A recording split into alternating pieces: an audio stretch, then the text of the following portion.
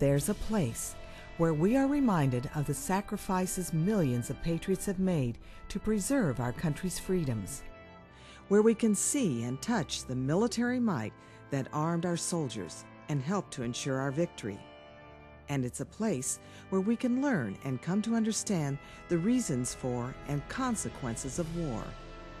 This unique place is the Military Museum of Southern New England, formed by dedicated, courageous, and caring volunteers. In May of 1985, we founded the Military Museum of Southern New England with the intention of just honoring tank destroyer veterans before they left us. Since opening in 1995, this nonprofit grassroots organization has continued to grow and diversify its exceptional collection, encapsulating military artifacts and ground armor warfare of the 20th and 21st centuries. We decided that we should expand our goals and our theme to include all ground armor from the inception, which was in World War I with the first tank, up to present day. And it's amazing to see what these determined volunteers have accomplished so far. The augmentation of the volunteer base to help the museum has been paramount to our success. And with some 75 active volunteers maintaining the vehicles, the physical plant, developing exhibits, manning the desk, the gift shop, we've been very fortunate to be able to use our income to further the growth and development of the museum. People come in and they just look around in awe at what's there. I'm amazed that we've done what we've done. And whatever you see there, it was done with a lot of hard work, volunteers, and if we get that satisfaction out of reminding everybody that there was such a thing, and it was real and it happened, if we don't do something like that, I'll make a prediction. 20 years from now, somebody will say, "What war?"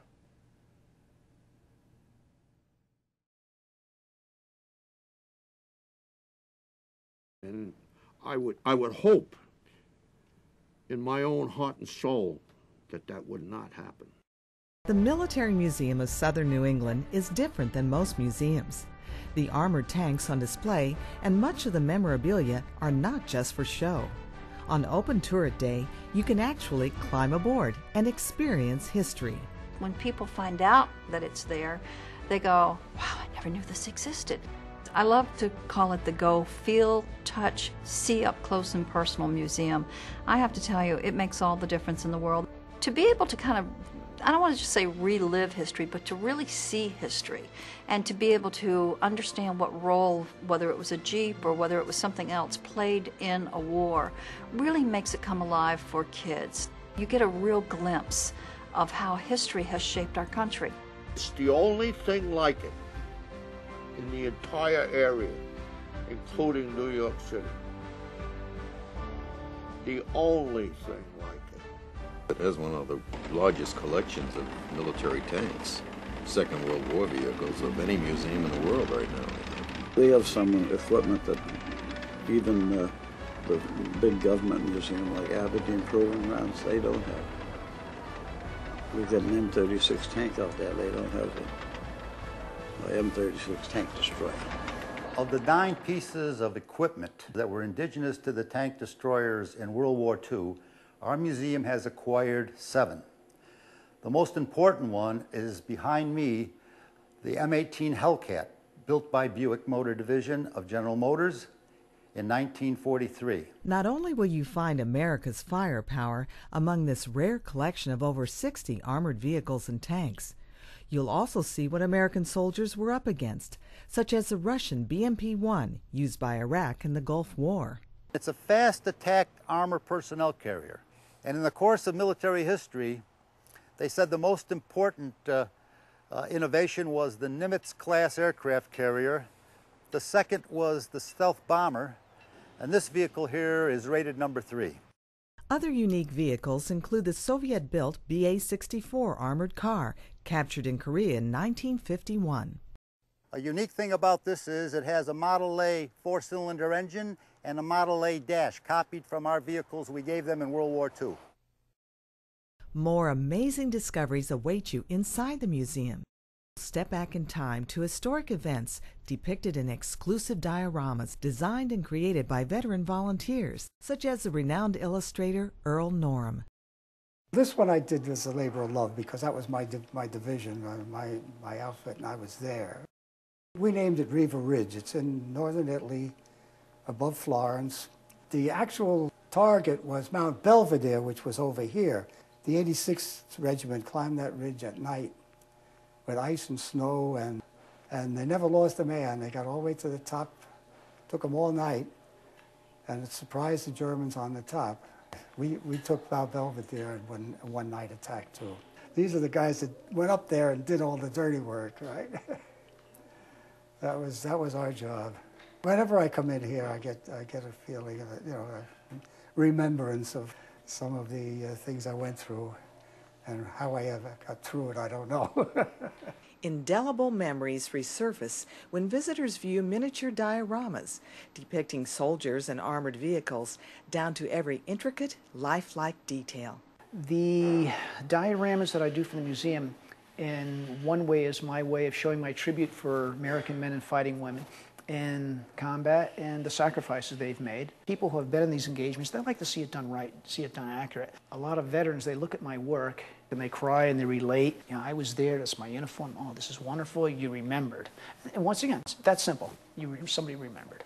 The museum helps to ensure that younger generations will remember important lessons of history by taking history to the schools in the former command vehicle, now converted into the mobile museum exhibit.